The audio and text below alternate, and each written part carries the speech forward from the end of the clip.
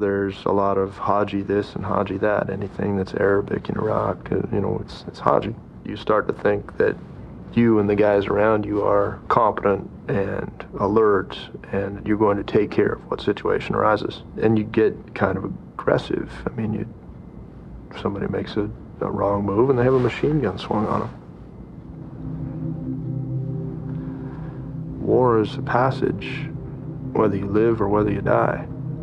If you undergo a change that significant, it's a story you feel like you have to tell in a way.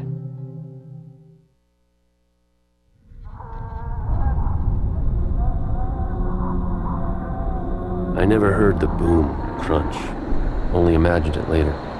Our Stryker moaned through its monstrous air brakes and then bumped, heaved, and finally ground itself to a halt. 6-7's in the ditch. They roll it. No, they're out. I think they're disabled. The Colonel's vehicle okay? The Major said that we would need a combat lifesaver. Well, it wasn't combat. There were no lives left to save. But we dug out the CLS bag, because you never know, do you? And walked across a pitch-dark highway. Somebody was wailing in Arabic, hypnotically, repetitiously. A single car headlight was burning, a single shaft of light beaming across the road like an accusing finger. When tactical spotlights suddenly illuminated the little car, we found the source of the wailing. He was an older man, wearing a silver beard, a monumental red-veined nose, and a big, thick wool overcoat. He was hopping like a dervish, bowing rapidly from the waist and throwing his arms to the sky, then to his knees, over and over again in a kind of elaborate dance of grief. It's hard to describe the contents of the car. They had been a man only moments earlier that night.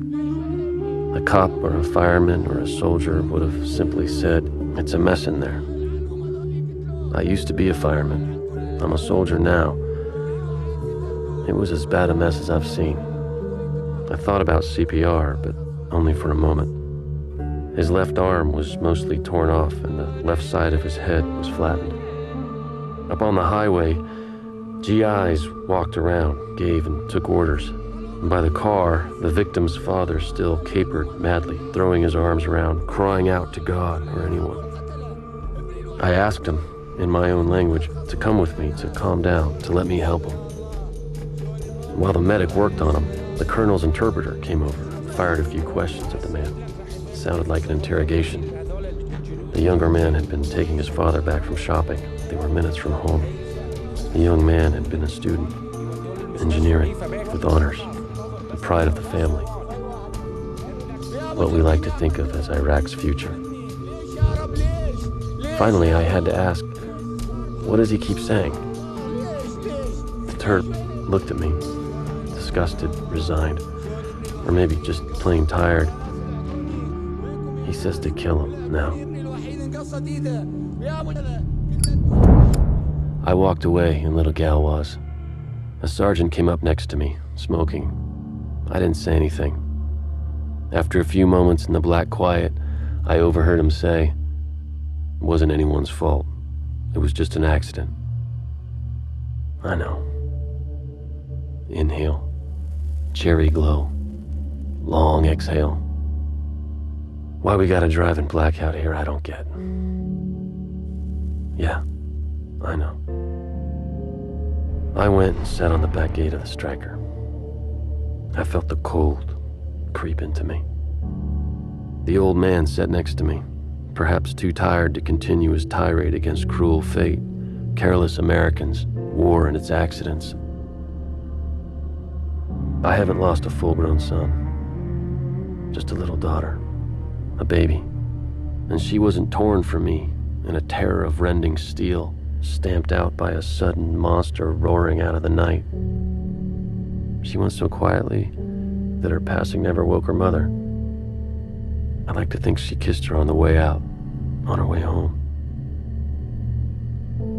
But still, sitting on the steel tail of that monster that killed his son, I think maybe I knew just how one Iraqi man felt. Just kill me now. We sat, and looked straight into the lights.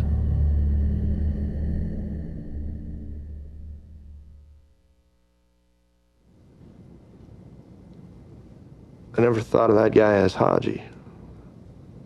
He was a man who lost his son, and I couldn't avoid. I didn't even think of the comparisons when I was first writing it, but I just knew that I had to write something about that.